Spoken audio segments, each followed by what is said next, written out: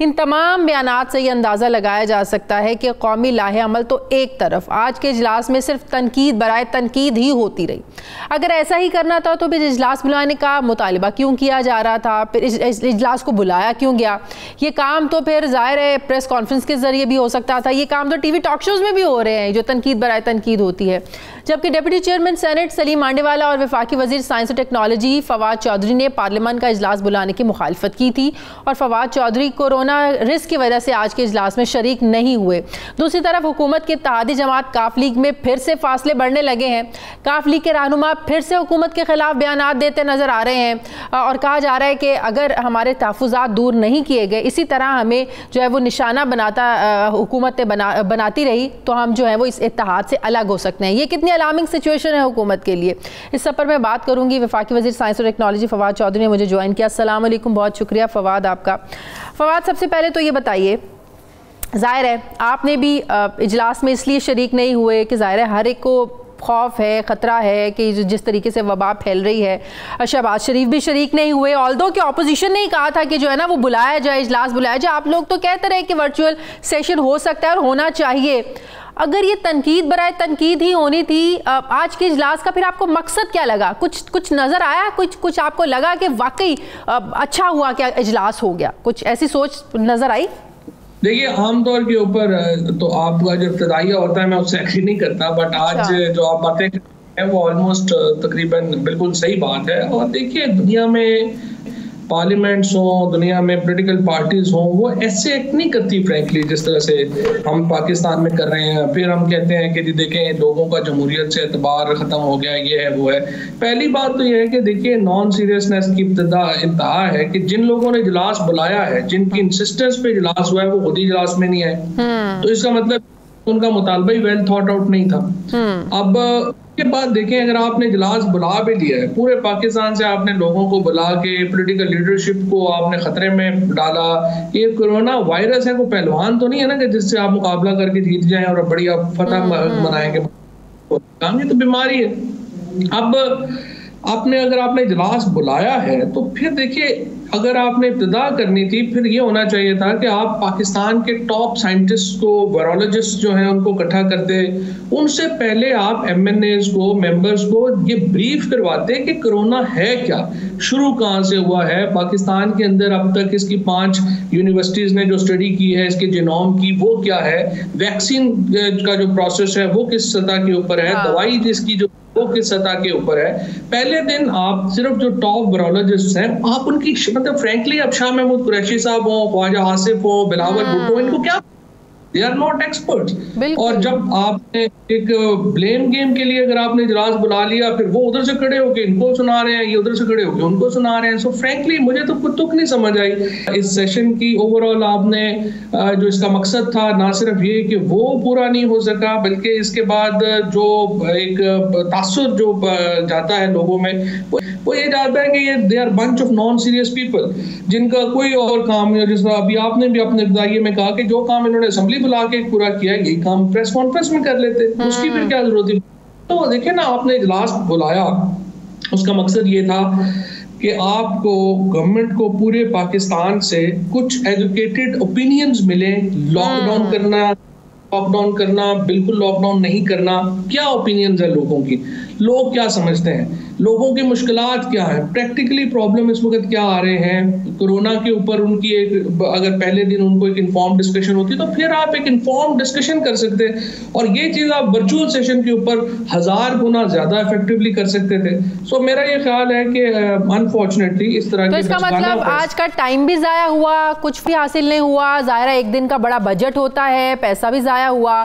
तो क्या इन खदशात से, तहफ़्फ़ुज़ात से जो सजेशन आप दे रहे हैं कि कोई मीनिंगफुल सेशन होना चाहिए था जिसमें तजवीज़ आनी चाहिए थी, एक्सपर्ट्स को बैठाना चाहिए था, ये प्राइम मिनिस्टर को क्या इन तजवीज़ से आगाह नहीं किया गया? आपने कोई बात नहीं की इस पर, आप समेत कुछ और लोगों ने? देखिए, फ्रैंकली ये तो फैसला हुआ, पार्लिमानी कमेटी इन्होंने बनाई जिसमें इन्होंने कहा कि वर्चुअल सेशन के ऊपर बात होगी। अब वर्चुअल सेशन के ऊपर वो कमेटी बनाई और उसमें ना कोई IT मिनिस्टर को डाला गया, ना साइंस एंड टेक्नोलॉजी में, यानी जिसका थोड़ा बहुत भी लिंक था टेक्नोलॉजी से, दे मेड श्योर कि वो उस कमेटी में ना हो। और उन्होंने पे वो ख्वाजा आसिफ वगैरह बैठ जाते हैं, वो अपना जो है रोना लेके बैठ जाते हैं, वो फिर ये सारे लेट जाते हैं उसके सामने। आप देखिए ना, सिवाय इसके ये पार्लियामेंट का इजलास हो जाए जिसमें अपोजिशन को ये मौका मिल जाए कि वो गवर्नमेंट के ऊपर अपनी तनकीद जो है वो पार्लियामेंट में बैठ के कर सके, और इसके अलावा तो उसका कोई मकसद नहीं था। ख्वाजा आसिफ को क्या पता, वो तो खुद भी जो है वो जिस तरीके से आए हैं उनको कोई एहतियात का नहीं पता, कोई उनको नहीं पता कि उन्होंने क्या बात करनी है क्या नहीं करनी है। He acted as a very mediocre politician which is actually, और वही सारा माहौल रहा है असेंबली में। तो फवाद, ये जो इजलास होने, आप किसी भी इजलास में शरीक नहीं होंगे फिर? नहीं, देखें, इस इजलास में प्रॉब्लम यह है कि मैं पहले भी जिस तरह से मैंने अर्ज किया था, देखें पूरे पाकिस्तान से लोग आ रहे हैं। अब पूरे पाकिस्तान से जब लोग आ रहे हैं तो उसका मतलब ये है कि कोई आपको 600-700 लोग आपने क्लोज डोर में बंद जगह के ऊपर आपने इकट्ठे कर लिए, उसके बाद आपने सेंट्रल एयर कंडीशनिंग चला दी। ये एक खुद ही काफ़ी है बाकी तमाम एहतियाती तदाबीर को नल एंड वॉइड करने के लिए। सही है। और वहां पर आकर ये 500 लोगों में से ये नहीं कि कोई 15, 20, 50 लोगों ने कोई कोरोना वायरस जिनको है तो वो खतरा है। एक आदमी का होना काफी है, एक आदमी वो सबको ले बैठेगा। तो बहरहाल अल्लाह सबको सेहत दे। बिल्कुल सही बात की। अगर यहाँ पर 300-350 लोगों से आप समझ रहे हैं कितना खतरा हो सकता है, तो फिर जो इस हद तक हुकूमत ने लॉकडाउन को नर्म करने का फैसला किया, हफ्ते में 4 दिन कारोबार खुलेंगे, मार्केट्स खुलेंगी, तमाम दुकानें खुलेंगी। अभी से हम देख रहे हैं रोड्स पे, मार्केट्स पे, शॉप्स पे इतना ज़्यादा रश होना शुरू हो गया। उस बारे में फिर क्या ख्याल है हुकूमत को? इस बारे में भी सोचना चाहिए था फिर। नहीं, देखिए ना, लॉकडाउन जो है ना, इसमें दो बड़े एज आप कह लें। एक तो पहली बात तो यह है कि वो एक तो ओपन जगह के ऊपर ज्यादातर दुकानें हैं, वो क्लोज डोर नहीं है, जैसे शॉपिंग मॉल वगैरह नहीं खुले, और बहुत जो छोटी दुकानें हैं वो सेंट्रल एयर कंडीशनिंग भी वहां पर वगैरह जो है वो नहीं है, और लोग जो है वो सोशल डिस्टेंसिंग। बट प्रॉब्लम क्या है? प्रॉब्लम यह है, कल जो दुनिया की 5 सबसे बड़ी जो फार्मास्यूटिकल्स हमारी जो कंपनीज हैं दुनिया की, उन्होंने कहा है कि अगले साल सितंबर से पहले मास प्रोडक्शन वैक्सीन की जो है वो नामुमकिन है।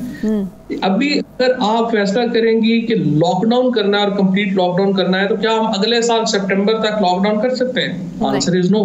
लिहाजा आप रोजाना एक इवॉल्विंग सिचुएशन में हैं, आप रोज फैसला करते हैं कि आज हमने क्या चीज को रिलैक्स करना है, क्या चीज बंद करनी है, कहाँ पे क्या करना है। सो ये फवाद, जहाँ लॉकडाउन नर्म हुआ है या जिन्होंने लॉकडाउन खत्म कर दिया, वहाँ केसेस दोबारा बढ़ना शुरू हो गए हैं। चाइना की मिसाल, चाइना से कल ये खबर आई कि केसेस वहाँ दोबारा निकलना शुरू हो गए हैं। तो दुनिया की मिसालें हमारे सामने, इससे हमें सीखना है।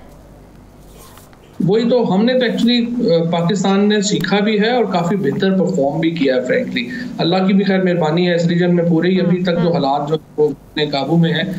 लेकिन फ्रैंकली हमारी गवर्नमेंट्स ने यहाँ पे, और जिस तरीके से शुरू से गवर्नमेंट ने काबू किया है या जो जो इकदाम लिए हैं वो काफी इफेक्टिव रहे हैं। सो उसका क्रेडिट भी उनको जो है वो देना चाहिए। लेकिन मेरी नज़र में जो ये लॉकडाउन है वो वहाँ पे जब NCOC बैठती है उसमें एक्सपर्ट्स भी बैठते हैं, उसमें बाकी लोग भी बैठते हैं, वो बड़ी एक कैलकुलेटेड मूव जो है वो करते हैं। सो मेरे ख्याल है कि जो लॉकडाउन, मुकम्मल लॉकडाउन तो देखें हो नहीं सकता। आपने 4 दिन कराची में किया, आपकी गिलगित पेट्रोल खत्म हो गया। अब आप वीट उठाने, अगर आप लॉकडाउन कर देंगे, आप 4 महीने बाद आपके फूड क्राइसिस हो जाएगा, आटा का क्राइसिस हो जाएगा। सो एक कॉम्प्लेक्स चीजें हैं। अच्छा फवाद, एक तरफ क्राइसिस है जिसमें जाहिर है कौमी सोच पैदा करने की ज़रूरत है, दूसरी तरफ ऑपोजिशन है। ऑपोजिशन को तो एक तरफ छोड़ गए, इत्तेहादी एक बार फिर से जो है ना वो नाराज़ हो रहे हैं, कह रहे हैं 30-30 साल पुराने जो केसेस हमारे खोले जा रहे हैं। काफली कह रही है कि एक बाकायदा मनसूबाबंदी के तहत किया जा रहा है। आप भी जानते हैं बजट आने वाला है, दूसरी तरफ देखें नून लीग काफ लीग से राब्ते में है, तो हर चीज़ एक दूसरे से कनेक्टेड है।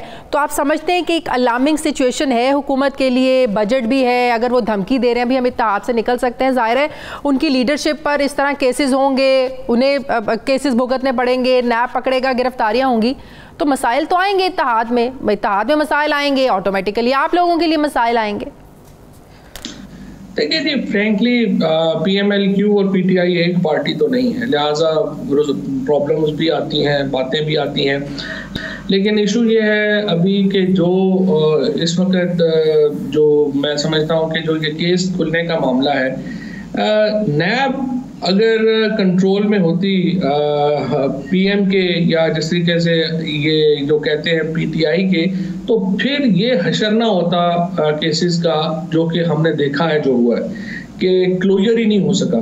सो जितने गिले PMLQ को या किसी और को होंगे नायब से, तकरीबन उतने ही गिले हुकूमत को भी हैं नायब से, लेकिन उसकी वजूहात मुख्तलिफ हैं।